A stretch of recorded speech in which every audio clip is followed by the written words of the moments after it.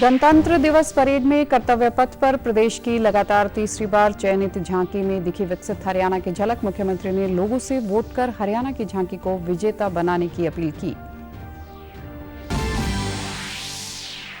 प्रदेश के 9 शहरों में 29 जनवरी से इलेक्ट्रिक बसों की होगी शुरुआत। मुख्यमंत्री मनोहर लाल पानीपत से व परिवहन मंत्री मूलचंद शर्मा यमुनानगर से करेंगे शुरुआत।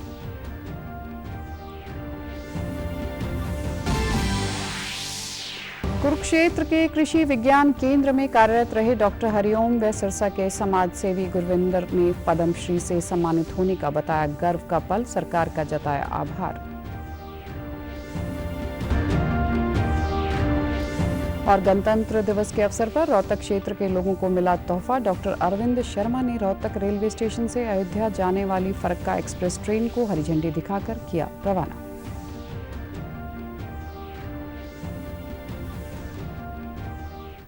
नमस्कार, मैं हूं आरजू। अब समाचार विस्तार से। हरियाणा की नई पहचान कल दिल्ली में गणतंत्र दिवस परेड में दिखी। विकसित हरियाणा की तस्वीर को प्रदर्शित कर रही झांकी ने सभी को अपनी ओर आकर्षित किया और संदेश दिया कि हरियाणा आज औद्योगिक निवेश के लिए पहली पसंद बना हुआ है। हरियाणा के विकसित प्रदेश को दर्शाती झांकी भारत सरकार के थीम से मेल खा रही थी।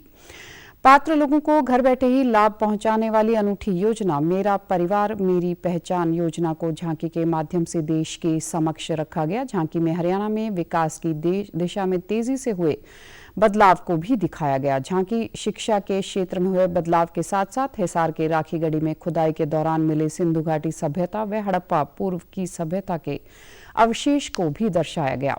साथ ही देश के समक्ष हरियाणा में मजबूत हुए इंफ्रास्ट्रक्चर को दर्शाया गया, जिसमें मुख्य रूप से मेट्रो नेटवर्क का विस्तार, बेहतर सड़क तंत्र, विशेषकर हाईवे का जाल बिछाने व औद्योगिक रूप से तेजी से आगे बढ़ रहे कदम शामिल हैं। प्रदेश के अर्बन डेवलपमेंट के अनूठे मॉडल को भी दर्शाया गया। इसके अलावा प्रदेश में बने इंडस्ट्रियल फ्रेंडली माहौल की वजह से बढ़ रहे औद्योगिकरण को भी दिखाया गया। झांकी में इंटरनेशनल सोलर अलायंस के गुरुग्राम में स्थापित मुख्यालय को दर्शाया गया। हरियाणा की झांकी के साथ दोनों तरफ हरियाणवी पारंपरिक वेशभूषा में नारी शक्ति हरियाणवी नृत्य करती नजर आई। गौरतलब है कि हरियाणा की झांकी को लगातार तीसरी बार राष्ट्रीय गणतंत्र दिवस परेड में स्थान मिला है। रक्षा मंत्रालय द्वारा गणतंत्र दिवस परेड में शामिल हुई सभी झांकियों में से पहले व दूसरे व तीसरे स्थान के लिए चयन किया जाएगा, जिसके लिए वोटिंग जारी है।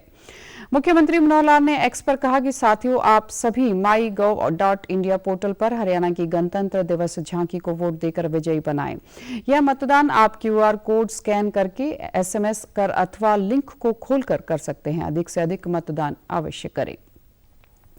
75वें गणतंत्र दिवस पर मुख्यमंत्री मनोहर लाल ने चंडीगढ़ स्थित राज्यपाल निवास पर एट होम कार्यक्रम में शिरकत की। इस अवसर पर उन्होंने राज्यपाल बंडारू दत्तात्रेय को गणतंत्र दिवस की बधाई व शुभकामनाएं दी। इस दौरान कृषि मंत्री JP दलाल, विधानसभा में नेता प्रतिपक्ष भूपेंद्र सिंह हुड्डा, मुख्य सचिव संजीव कौशल, पुलिस महानिदेशक शत्रुजीत कपूर सहित अनेक गणमान्य लोग मौजूद रहे। प्रदेश में 29 जनवरी से इलेक्ट्रिक बसों की शुरुआत होगी। इस पहल का उद्देश्य शहरों के निवासियों को सुगम परिवहन का लाभ पहुंचाना और शून्य प्रदूषण सुनिश्चित करके पर्यावरणीय स्थिरता में योगदान देना है। परिवहन मंत्री मूलचंद शर्मा ने फरीदाबाद में बताया कि 29 जनवरी को मुख्यमंत्री मनोहर लाल पानीपत से इलेक्ट्रिक बसों की शुरुआत करेंगे, जबकि वे स्वयं यमुनानगर से इन बसों की शुरुआत करेंगे। पहले ये ई-बसें 9 नगर निगमों पानीपत, यमुनानगर, पंचकुला, अंबाला, करनाल, सोनीपत, रेवाड़ी, रोहतक और हिसार में शहर में चलाई जाएंगी। उन्होंने कहा कि केंद्र सरकार द्वारा देश भर में 5000 इलेक्ट्रॉनिक बसें चलाने का प्रावधान तैयार किया गया है, जिसमें 500 बस हरियाणा प्रदेश को मिलनी थी, लेकिन अभी हमें 375 बस मिल चुकी हैं। बाकी बसें मांग के अनुसार उपलब्ध करवाई जाएंगी। साथ ही उन्होंने कहा कि अयोध्या के लिए जल्द ही रोडवेज से वॉल्वो बस की शुरुआत की जाएगी।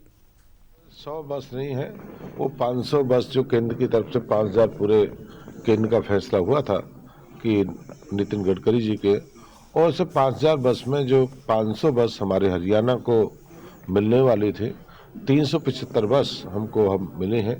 मुख्यमंत्री जी पानीपत से करेंगे, पानीपत से 29 तारीख को मैं यमुनानगर से करूंगा, और इलेक्ट्रिकल बसों की जो हमें इनकी शुरुआत पहली खेप में शुरुआत हो चुकी है। और 29 तारीख से हरियाणा में इलेक्ट्रिकल बस की हम शुरुआत करने वाले हैं। फरीदाबाद का भी है, फरीदाबाद के हम करने के लिए जब नोट नया आएगा फिर फरीदाबाद से करेंगे हम। कितनी बसें जितनी इन्होंने जितनी रखी हैं, जैसे इन्हें 50 बस रखी है, धीरे धीरे जो डिमांड होगी इनको धीरे धीरे बस लाना। बस आज मेरे पास 50 बस पेड़ खड़ी है हरियाणा में जो है इलेक्ट्रिकल, और इसके लिए आने वाले हम वॉल्वो बस पूरे हरियाणा की तरफ से अयोध्या के लिए भी एक बस आना एक जाना, जैसे डिमांड रहेगी प्रदेश के मुख्यमंत्री के नेतृत्व में एक बस हम अयोध्या के लिए और शुरुआत करने वाले हैं। गौरतलब है कि 9 नगर निगमों शहरों में ई बस सेवाएं प्रदान करने के लिए सरकार द्वारा Haryana city bus service limited निगम का गठन किया गया है। कुरुक्षेत्र के कृषि विज्ञान केंद्र में प्रमुख वैज्ञानिक रहे डॉक्टर हरिओम को प्राकृतिक खेती को बढ़ावा देने के लिए पद्मश्री पुरस्कार के लिए चुना गया है। इस वक्त वे प्राकृतिक खेती मॉडल के राज्य समन्वयक हैं और पिछले कई वर्षों से गुरुकुल कुरुक्षेत्र में प्राकृतिक खेती के मॉडल को बढ़ावा देने में लगे हैं। मूल रूप से जींद जिले के सफीदों के रहने वाले डॉक्टर हरिओम ने सरकार द्वारा पद्मश्री दिए जाने की घोषणा के बाद कहा कि यह पुरस्कार मेरे लिए गौरव की बात है। मैं देश के यशस्वी प्रधानमंत्री श्री नरेंद्र मोदी जी और गृह मंत्री श्री अमित शाह जी और गुजरात के राज्यपाल महामहिम श्री आचार्य देवव्रत जी और हरियाणा सरकार का धन्यवाद करता हूं कि मुझे इस योग्य समझा गया और मेरा नाम पद्मश्री के लिए चयनित हुआ। ये जो नाम चयन हुआ है या सिलेक्शन किया गया है, ये इस विषय पे किया गया है कि जो एक देश के स्तर पर प्राकृतिक कृषि का मिशन चल रहा है, जिसमें प्रधानमंत्री जी भी एक प्रेरणा के स्रोत हैं हमारे लिए, और आचार्य देवव्रत जी तो उनके एक जो सपना है प्रधानमंत्री जी का हर गांव तक प्राकृतिक खेती को पहुंचाने का, उसमें जान फूंकने का काम कर रहे हैं। वहीं सिरसा में कन्हैया आश्रम संस्थान चला रहे समाजसेवी गुरविंदर को पद्मश्री से सम्मानित किया जाएगा। उन्होंने पद्मश्री की घोषणा होने के बाद कहा सरकार का आभार जताया। उन्होंने कहा कि संस्थान 2005 से दिव्यांग लोगों की सेवा कर रहा है। आश्रम की ओर से सिरसा, रानिया और एलनाबाद में निःशुल्क एम्बुलेंस सेवा मुहैया करवाई जा रही है, जिनसे हजारों लोगों की जान बचाई जा चुकी है। साथ ही संस्थान में करीब 200 बच्चे शिक्षा ग्रहण कर रहे हैं।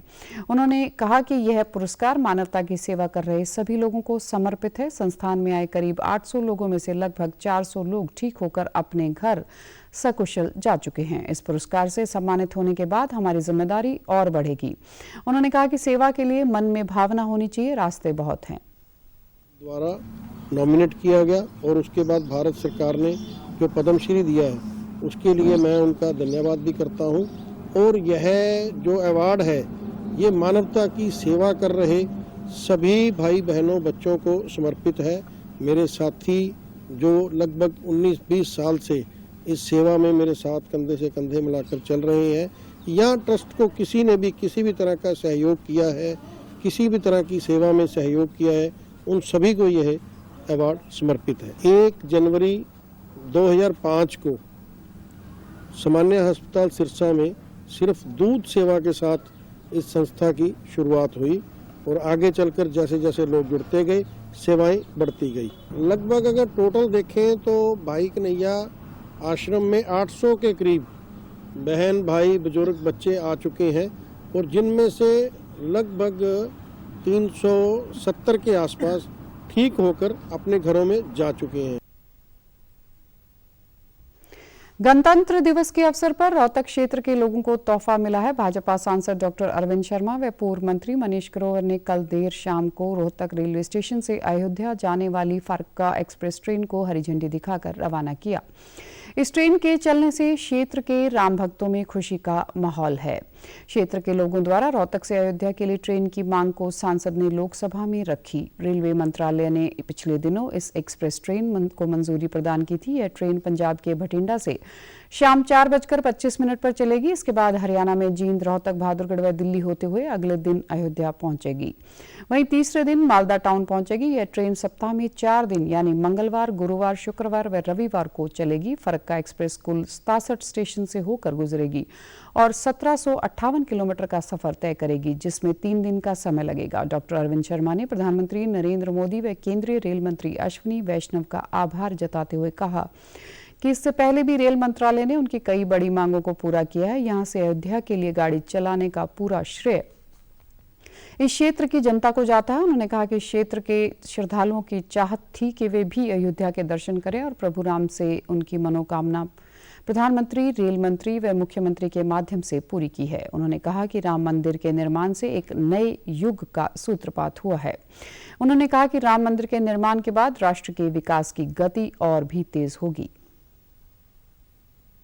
सभी भक्तों के आशीर्वाद से, मोदी जी के आशीर्वाद से, हमारे अश्विनी वैष्णव जी के प्रयासों से, मनोहर लाल खट्टर जी के प्रयासों से आज हमारे को ये अयोध्या जाने के लिए रोहतक से, बठिंडा से ही आएगी और मालदा टाउन जाएगी। 4:20 पर चलेगी और 7 बजे के 7:20 से यहाँ से चलेगी। 10 बजे करीब यहाँ पहुँचेगी ये ट्रेन जाएगी। वहीं यात्रियों ने अयोध्या के लिए ट्रेन चलने पर केंद्र व प्रदेश सरकार का आभार जताते हुए कहा कि अब वे आसानी से भगवान राम के दर्शन कर सकेंगे। प्रधानमंत्री नरेंद्र मोदी की परीक्षा पे चर्चा का 7वां संस्करण 29 जनवरी को नई दिल्ली के भारत मंडपम में आयोजित किया जाएगा। शिक्षा मंत्रालय ने कहा कि इस साल अनूठे बातचीत वाले कार्यक्रम के माध्यम से 4000 से अधिक प्रतिभागी प्रधानमंत्री के साथ बातचीत करेंगे। परीक्षा पे चर्चा एक ऐसा कार्यक्रम है जहां देश और विदेशों से विद्यार्थी, अभिभावक और शिक्षक परीक्षाओं और स्कूल के बाद के जीवन से संबंधित चिंताओं पर चर्चा करने के लिए प्रधानमंत्री के साथ बातचीत करते हैं। परीक्षा पे चर्चा युवाओं के लिए तनाव मुक्त माहौल बनाने के लिए श्री मोदी के नेतृत्व में बड़े आंदोलन एग्जाम वॉरियर्स का हिस्सा है। देश के सभी लोग नई दिल्ली में होने वाले इस कार्यक्रम की उत्सुकता से प्रतीक्षा कर रहे हैं।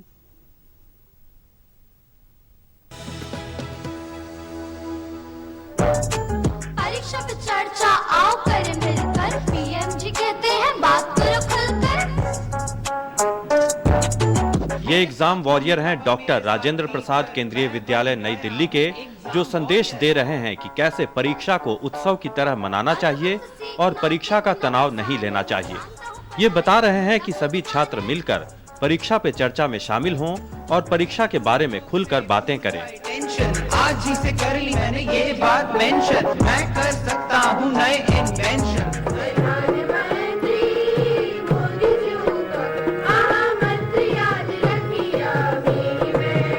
कुछ इसी तरह का संदेश दे रहे हैं भीमताल उत्तराखंड के केंद्रीय विद्यालय के बच्चे, जो बता रहे हैं कि परीक्षा से डरे नहीं और इसे त्योहार की तरह हंसी खुशी के साथ मनाएं।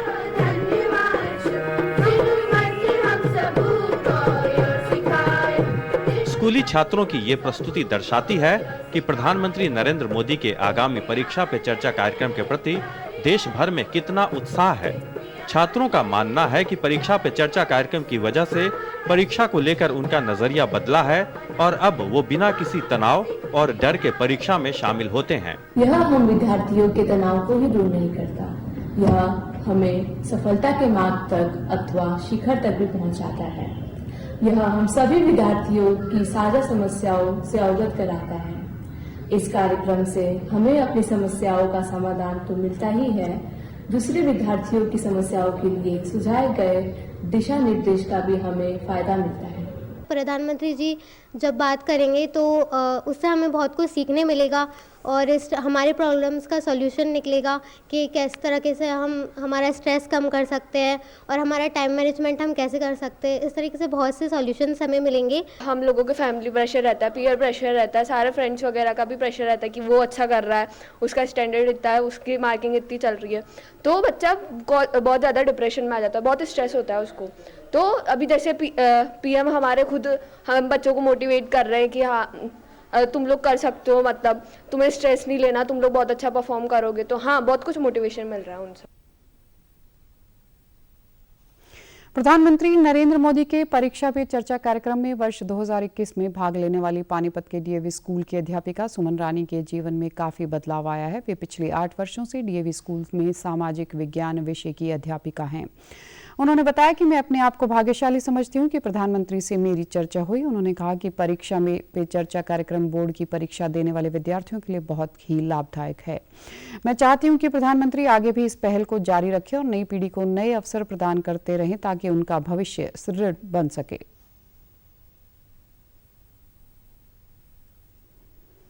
परीक्षा पे चर्चा ये जो पहल की है प्रधानमंत्री मोदी जी ने, ये बोर्ड की परीक्षा के छात्रों के लिए बहुत ही लाभदायक है।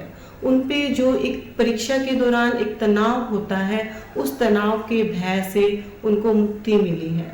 और मैं चाहती हूँ कि प्रधानमंत्री जी मोदी जी आगे भी ऐसे ही नई पीढ़ी को नए अवसर प्रदान करते रहें ताकि उनके भविष्य को वो सुदृढ़ बना सकें।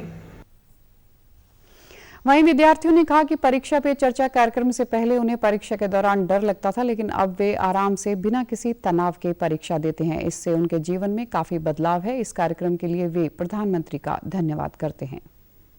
श्री नरेंद्र मोदी जी के द्वारा परीक्षा पर चर्चा की जो पहल की गई है, वे हमारे जैसे बोर्ड परीक्षार्थियों के लिए बहुत ही लाभदायक है। इस चर्चा में माननीय प्रधानमंत्री जी के सम्मुख बातचीत करने के लाभ प्राप्त होने के साथ साथ उनके द्वारा परीक्षा के भय से मुक्ति पाने के लिए जो निर्देश प्राप्त होते हैं, वे हमारे जैसे छात्रों के लिए परीक्षा की इस स्थिति में हमारा मनोबल उस शीर्ष तक पहुंचाने में सहायक का काम करते हैं। मैं परीक्षा के नाम पर बहुत ही डरती थी। तब से मैंने प्रोग्राम देखा है, तब से मेरे अंदर कॉन्फिडेंस बढ़ गया है। मैं अपना टाइम मैनेज कर पाती हूँ, स्ट्रेस को मैनेज कर पाती हूँ। पहले मैं परीक्षा के नाम से ही डरता था, परंतु जब से मैंने परीक्षा पे चर्चा प्रधानमंत्री जी का प्रोग्राम देखना स्टार्ट किया है, तब से मेरा कॉन्फिडेंस बढ़ रहा है और मैं उसे देख के बहुत प्रेरित भी हुआ हूँ। राष्ट्रपति द्रौपदी मुर्मू ने कल राष्ट्रपति भवन में 75वें गणतंत्र दिवस के अवसर पर एट होम का आयोजन किया। फ्रांस के राष्ट्रपति इमैनुअल मैक्रों भी इस अवसर पर उपस्थित थे। उपराष्ट्रपति जगदीप धनखड़, प्रधानमंत्री नरेंद्र मोदी, लोकसभा अध्यक्ष ओम बिरला, मुख्य न्यायाधीश DY चंद्रचूड़ और कई गणमान्य व्यक्ति भी एट होम में शामिल हुए। राजनाथ सिंह, डॉक्टर S जयशंकर, अनुराग सिंह ठाकुर, स्मृति ईरानी, मनसुख मांडविया और धर्मेंद्र प्रधान सहित कई केंद्रीय मंत्री भी इस कार्यक्रम में उपस्थित थे। एट होम कल शाम करीब 4 बजे शुरू हुआ। राष्ट्रपति मुर्मू और फ्रांस के राष्ट्रपति इमैनुअल मैक्रों राष्ट्रपति भवन के लॉन में अतिथियों के पास गए और उनसे बातचीत की। इस दौरान राष्ट्रपति ने विदेश प्रतिनिधियों से भी मुलाकात की।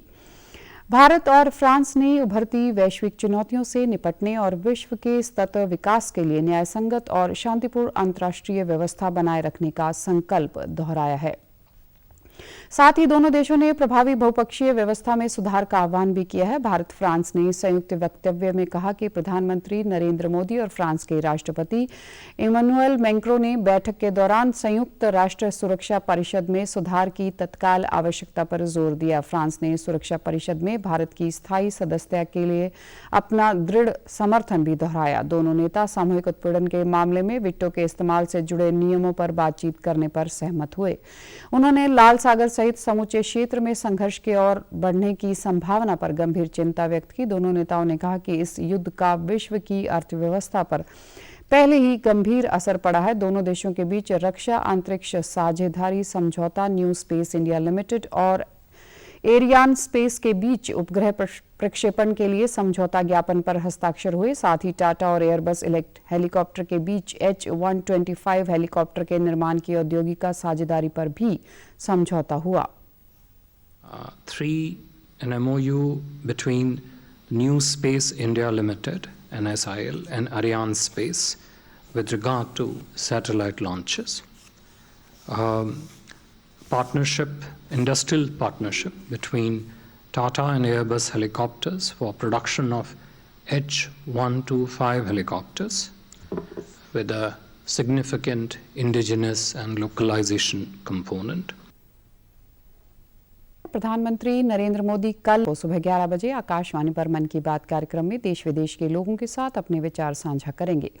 यह मासिक रेडियो कार्यक्रम की 109वीं कड़ी होगी। यह कार्यक्रम आकाशवाणी और दूरदर्शन के समूचे नेटवर्क पर प्रसारित किया जाएगा। इसके साथ ही आकाशवाणी वेबसाइट तथा news on AIR mobile app पर भी उपलब्ध होगा।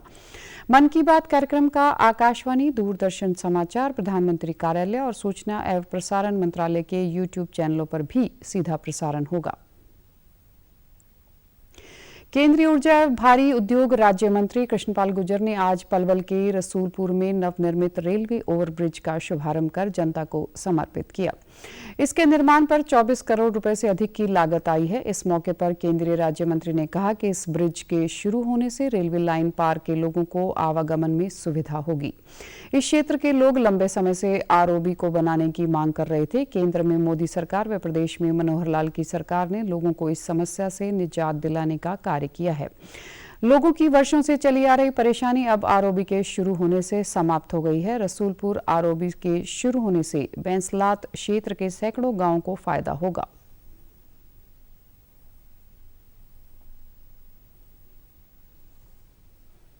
इस पुल को बनने में 3 साल की देरी हुई और उस देरी का एक कारण रेलवे ने 2 साल ज्यादा लिए और दूसरा 2 साल कोविड के कारण भी इसकी देरी का एक कारण था। तो ये 2 कारण से इस पुल को बनने में देरी हुई, लेकिन देर आए दुरुस्त आए, आज बन के तैयार हो गया।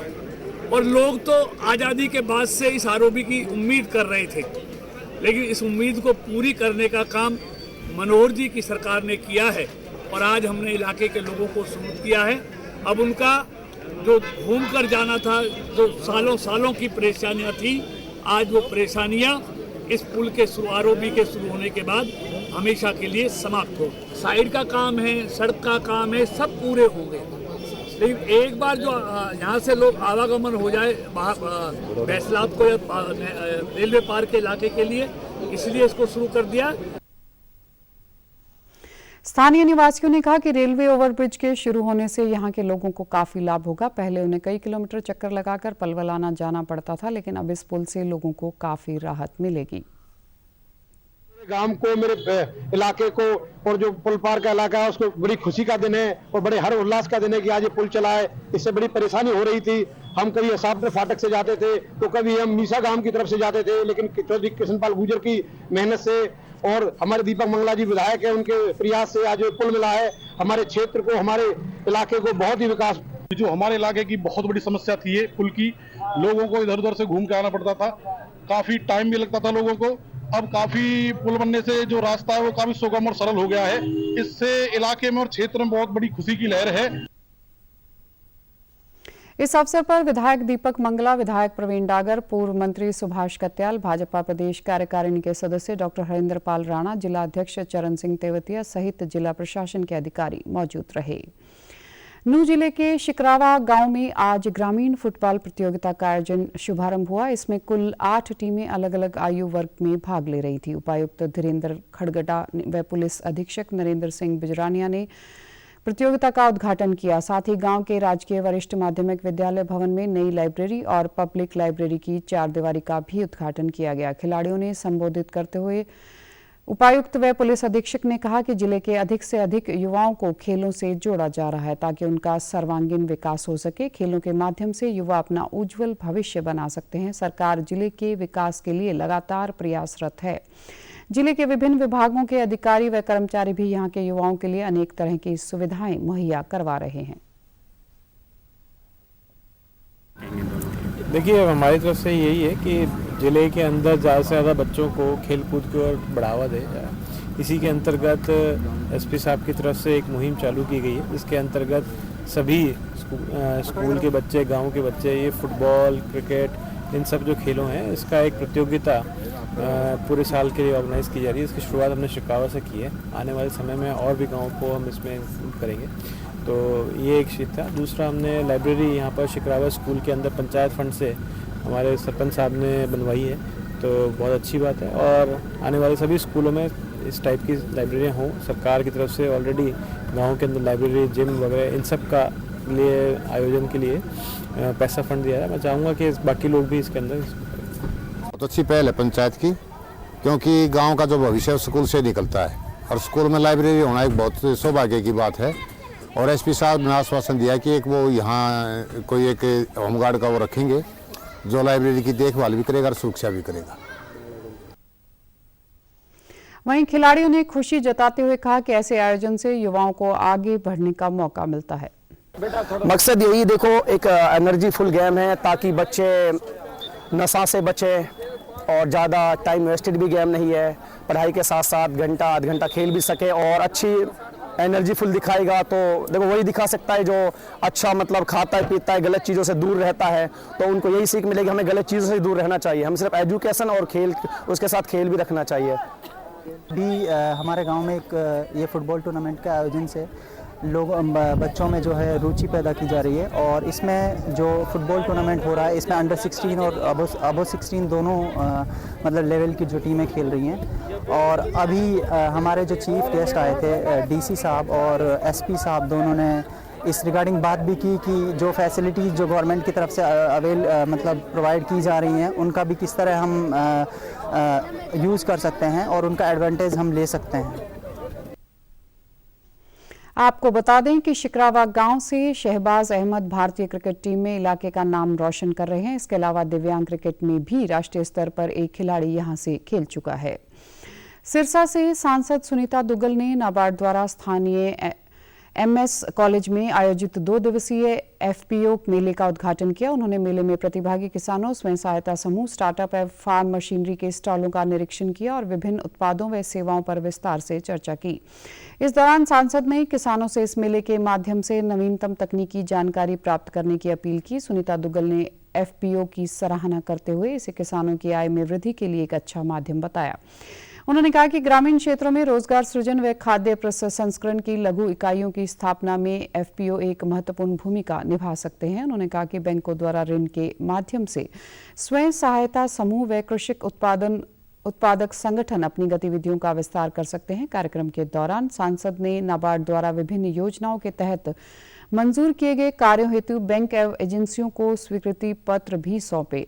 इस मौके पर नाबार्ड महाप्रबंधक विनोद कुमार आर्य ने ढांचागत निर्माण के लिए रियायती ऋण किसानों के लिए केसीसी, किसान क्लबों एवं एफपीओ से संबंधित स्कीमों का विशेष उल्लेख किया। उपराष्ट्रपति जगदीप धनखड़ ने गणतंत्र दिवस की परेड में भाग लेने वाली महिला एनएसएस के वॉलंटियर्स को संबोधित किया। उपराष्ट्रपति ने कहा कि देश में 10 साल के अंदर बड़ा परिवर्तन आया है। देश में भ्रष्टाचार नहीं है, कानून में समानता है। 10 साल में ये बड़ा परिवर्तन आया है जो यूथ के लिए है कि भ्रष्टाचार नहीं है, कानून में समानता है। मतलब अब नेपोटिज्म, फेवरिटिज्म नहीं चलेगा। अब ये ऑटोक्रेसी थी ना करप्शन की, वो खत्म होकर डेमोक्रेसी की मेरिटोक्रेसी चल रही है। केंद्रीय कृषि व किसान कल्याण मंत्री अर्जुन मुंडा ने गणतंत्र दिवस के अतिथि किसानों से मुलाकात की। नई दिल्ली स्थित आईसीआर के सुब्रमण्यम सभागार में मुलाकात के दौरान मंत्री ने कहा कि अन्नदाता की मेहनत और मोदी सरकार की नीतियों की बदौलत देश में कृषि और बागवानी फसलों का उत्पादन बढ़ा है। देश का बागवानी उत्पादन भी 351.52 मिलियन टन का सर्वाधिक उत्पादन का लक्ष्य को प्राप्त किया है। इसके लिए भी मैं किसान भाइयों को बहुत बहुत बधाई देना चाहता हूं। कार्यक्रम में मौजूद केंद्रीय कृषि राज्य मंत्री शोभा करांदलाजे ने कहा कि देश के किसान केंद्र सरकार की प्राथमिकता में हैं। ज्यादा मदद दे रहे हैं, पैसा दे रहे हैं, सब्सिडी दे रहे हैं। आने वाले दिन में हम क्या उगाते हैं उसको वेस्ट नहीं करना। शिक्षा मंत्रालय ने उच्च शिक्षा पर अखिल भारतीय सर्वेक्षण 2021-22 जारी किया है। सर्वेक्षण के अनुसार उच्च शिक्षा में कुल नामांकन 2020-21 में 4.14 करोड़ से बढ़कर 2021-22 में लगभग 4.33 करोड़ हो गया है।